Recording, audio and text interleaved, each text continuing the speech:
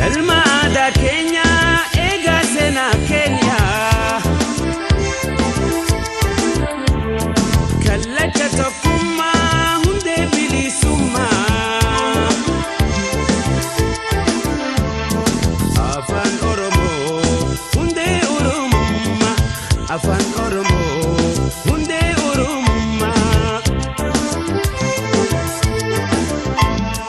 Gurratti mi'aawa yaa'an sagaleke cirracha bishaanii bayni Ni murtii aadaa kun heddii dhaabate jalqabee rakkoo waggaa 10 rakkoo waggaa 6 kanaan dura ture sanaa yeroo itti hiikamaa jirudha. Isa keessaa tokko maatii walajjees illee gumaa araarsuudhaan waan akkasii aanaa keenya keessatti ganda keenya keessatti illee raawwatamaa jira. Kana malee immoo namni keenya yeroo inni tajaajila gaarii itti argate wacii tokko baasii tokko malee as dhiyaate baasii tokko malee dhiyaate yeroo inni akkasumatti haatiyyeessaa dhuftee itti tajaajilamtu tajaajilaa oolu amma fakkeenyaaf ani koree ol dabarfataa aanaa Waayuu Tuqaa keessa akka jaarsaatti inni tajaajila gammachuunsaa unumaaf iyyuu guddaadha jechuudha. Baay'ee itti gammanna mootummaa kanatti dhaaba keenyattis baay'ee gammannaa aadaa badeetu gala yeroo jedhamu salphaa miti uummanni keenya durbaala cabsate taa'ee wal araarsaa ture kun immoo egaa jaarraa dheeraadhaaf nu harkaa badee nu deebi'ee galuu isaatiif dhaaba kanaan mootummaa kana guddaa galateeffadhan akka dhuunfaa kootti akka jaarsa biyyaatti gammachuun keenya danuu guddaadha tajaajila baay'ee nu kennaa jira jechuudha manni murtii aadaa kun nurraa garuu kan barbaachisu tokkoffaa wal ijaaruu wal tumsuu wal gargaaruu mootummaa cina dhaabbachuu nageenya keenya eeggachuu kanatti cimnee ijaaruu kana bichaatuun ta'in iyyuu isa ijaarre kana immoo jabaannee gaachana sirnaa keenya cimnee eeggannee dhalootatti dabarsuutu nurraa barbaachisaa gammachuun keenya guddaadha. Baay'eetti gammanna manni murtii aadaa kun iddoo kanatti ijaaramuun ergasii baay'ee uummanni himata dhiyeeffatu irratti rakkoo dhiyeeffatu irratti furmaata argate gara masaatti deebi'a. Kanaaf iyyuu akkaataa qajeelfamee fi sirnoonni gadi bu'anitti iddoo kanatti uummanni keenya akka tajaajilamuuf bu'aa argatee hojii gaarii akka argatuuf akka hojjetuuf mootummaan kan inni gadi buuse uummanni immoo deeggarsa godhee uummanni gadi guutee baadiyyaa kana qarshii qabuun humna qabuun haamlee qabuun kana mana kana fakkaatu diizaanii kana fakkaatu hojjetee bu'aa guddaa buusee bormoo itti jiraachuudhaaf hawwii waan qabuuf dhalootee gara fuulduraatti immoo dabarsee biyya kana ijaaruudhaaf waan jiruuf geggeessee iddoo kanaan gaheera.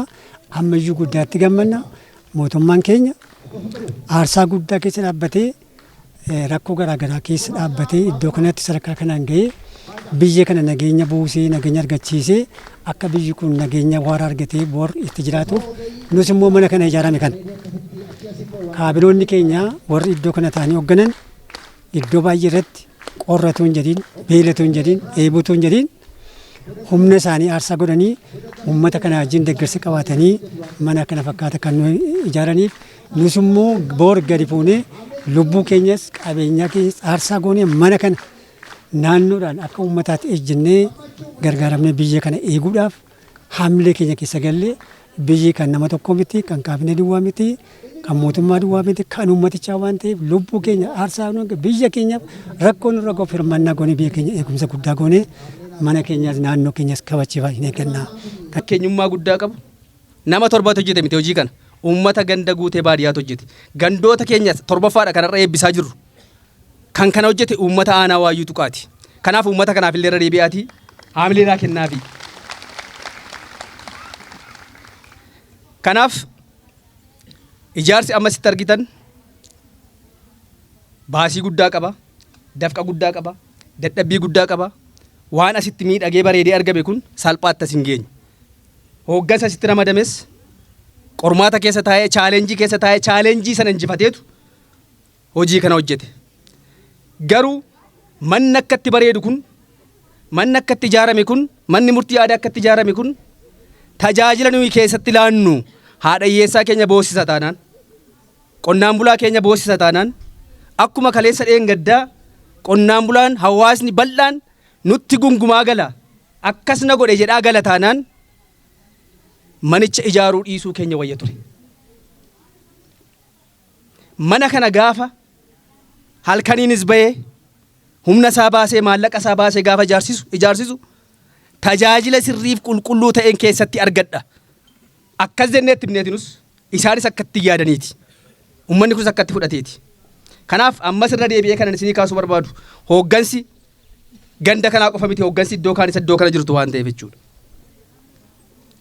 Tajaajila kaleessa dheengadda laachaa turre jijjiiruu danda'u nurra jiraata. Aadaa kaleessa dheengadda ittiin uummata keenya tajaajilaa turre jijjiiruu danda'u nurra jiraata. Akkuma manni kun miidhage tajaajilli keenya kenni tajaajilaa keenya miidhaguu danda'u nurra jiraata. Uummanni keenya nutti gammaduu. Egaa manni murtii aadaa yeroo hundaa'u uummanni keenya gammachuu guddaadhaan ofitti fudhatee erga hundaa'e immoo bu'aa guddaa uummata keenyaaf buusaas jira jechuudha. Kanneen keessaa inni guddaan mana murtii idilee irraa dhimmoota hir'isaa jira jechuudha. Akka qabatamaa ragaa farkaa qabnutti dhimmoonni 1176 kurmaana sadaffaa kana keessatti mana murtii idilee irraa hir'ateera jechuudha. Hir'achuun kun bu'aa guddaadha kan inni buusaas jiru. Dhamaatii dadhabbii abbootii dhimmaa falmitootaa kan mana murtii idilee illee baasii hedduu irraa xiqqeessaas jira jechuudha. Inni biroon kaayyoon hundeeffama mana murtii aadaa fi bu'aan inni buusaa jiru dhimma ragaa sobaan kan wal qabatudha. Ragaan sobaa sirna haqaa keenya quucarsaa miidhaa gaangiriinii ta'ee kan jirudhas waan ta'eef manni murtii aadaa immoo qoricha kanaati jechuudha. Meeshaa kakuu aadaa safuu ulfoo hawaasa keessa jiruutiin kakatama jechuudha. Kanaaf ragaa sobaallee ittisuu keessatti gahee guddaa taphachaas waan jiruuf gaarummaan achitti argame mana murtii idileetti illee akkaataa inni madaquu maluutiin manneen murtii aanaalee keenya 18 magaalaa dabalatee meeshaaleen kakuu mana murtii aadaa gara mana murtiitti illee akka madaqu hojiin muuxannoon achirraa argame jira jechuudha. Keenya keessa oollee bullee uummata keenya keessa teenye yoo uummanni keenya dheebote faana dheebonne yoo uummanni keenya rakkate faana rakkanne wajjiniin hojiiwwan mootummaa paartii kennaman hunda milkeessuu qabnaa jedhee mootummaan paartii badhaadhinaa murteesse kana hojiitti hiikuudhaan sadarkaa inisheetiiviitti hin hafu murtii kana kara kamiinuu tokkoon uummanni keenya anaa dhufu baga nagaan dhuftan jedhee simachuudhaan lamaan dirqama lammummaa fi oromummaa natti kennamedha kun jechuudhaan caasaan gandaas gandoota oromiyaan qabdu hunda irratti ameen jedhee fudhatee dhaqee kutannoodhaan itti galee qe'ee duraan qe'ee hin fakkaanne qe'ee gochuudhaan uummata isaa qabatee qe'ee akkas babbareeduu fi hanga oromoof oromiyaan ga'u addunyaatti agarsiisuu danda'u ijaarrattanii eebbisiisuu danda'uu keessaniif ammallee maqaa koo fi maqaa paartii badhaadhina godina Wallagga Baatiin warri guutee baadiyyaa fi warri kan hojjettan hundi keessan ulfaadhaa isiniin jechuun barbaada.